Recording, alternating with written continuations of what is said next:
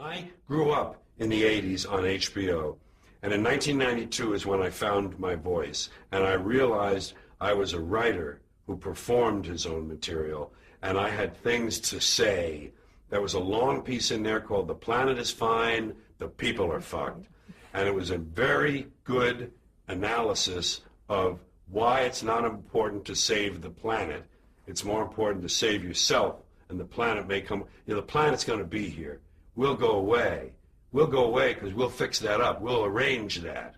We'll self-immolate. We'll be gone. Dinosaurs had their chance. There was an age of reptiles. Now it's the age of primates. And who knows? Maybe it'll be the insects next. It's not up to us. It's not divinely ordained. We're here on chance, and we're going to go away. And the planet will heal. The planet will heal because that's what it does. It heals itself. It's a self-healing organism. It changes and grows. It'll incorporate all of our dead cities into itself, and it will become something else, but it will still be going around the sun for at least a few more billion years or whatever. So this whole thing, we have to save the planet by not putting diapers in the landfill. That's too short-sighted. It doesn't do anything. You have to change yourself, and we'll never do that because the dollars now, everybody wants $1 and a toy.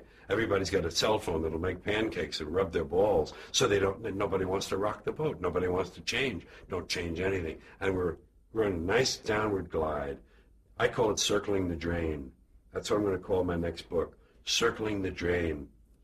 And the circles get smaller and smaller and faster if you watch a drain. If you watch a sink empty, and we'll be gone.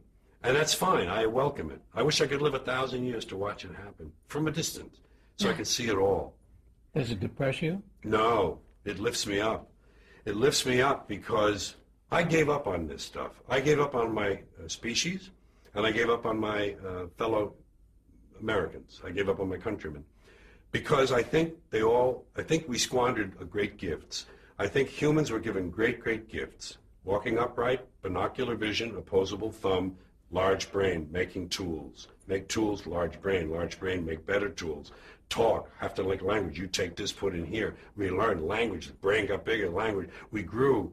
We had great gifts, and we gave it all up for both money and God and mammon, both. We gave it up to the high priests. It's your job. It's God's will. That's what they say. People say it's God's will.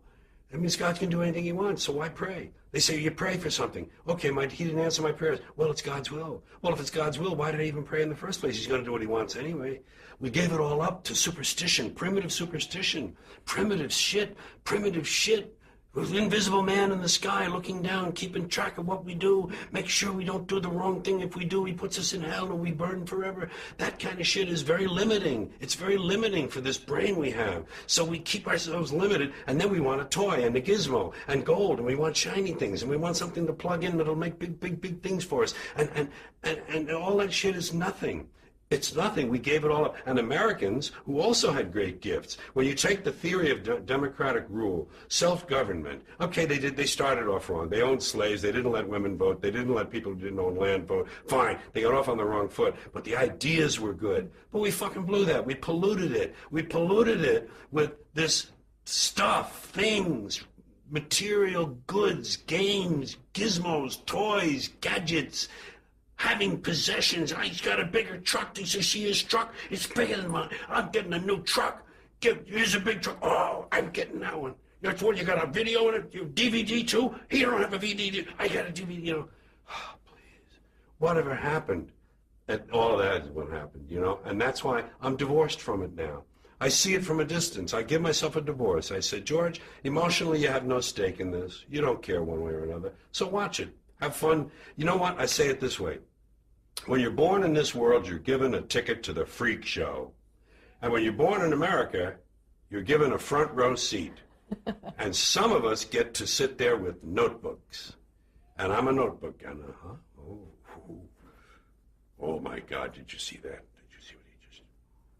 And I watch the freak show, and I get my notes, and I make up stuff about it, and I talk about the freaks. And the freaks are all humans, and they're like me, and they're all the same. We're all the same. I'm not better. I'm not different. I'm just apart now. I'm separate. I'm over here because I put myself out of the mix. I don't have a stake in the outcome. I'm not a cheerleader for a given outcome now. Oh, they say if you scratch a cynic, you'll find a disappointed idealist.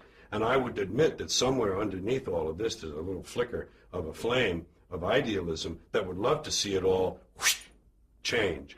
But it can't happen that way. And incremental change, it just seems like the pile of shit is too deep. It seems like there's too much to do.